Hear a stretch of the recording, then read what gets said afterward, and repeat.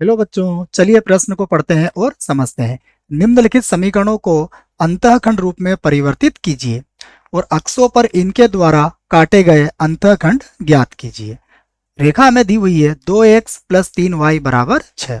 ठीक है, तो हम सबसे पहले इस प्रश्न की लिखते हैं मुख्य अवधारणा।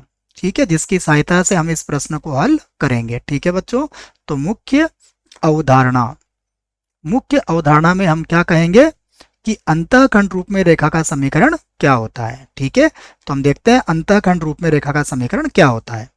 अंतःखंड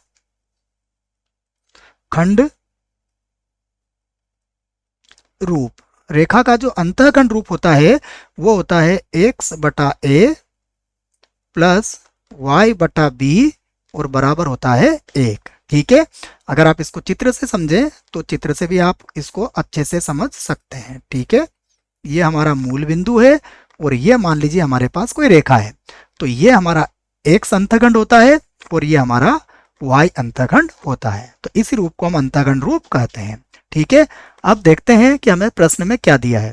तो हम लिख लेते हैं प्रश्न में जो दिया है। ठीक है, प्रश्न में हमें एक सरल रेखा दी हुई है 2x + 3y = 6। अब हमें अंतःखंड रूप में बदलने के लिए क्या करना पड़ेगा, बराबर में 1 लाना पड़ेगा। तो हम क्या लिखेंगे, 6 का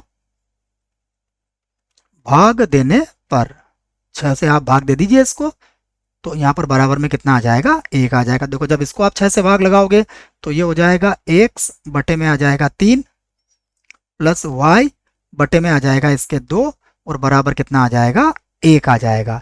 तो क्या आप कह सकते हैं कि ये जो रूप है ये क्या है, तो जो कि अंतःखंड रूप है, हम लिख सकते हैं जो कि अंतःखंड रूप है। ठीक है बच्चों, अंतःखंड रूप हमारा आ चुका है। अब हमसे जो पूछा गया है कि x अंतःखंड और y अंतःखंड कितना है, तो हम वो भी लिख लेते हैं।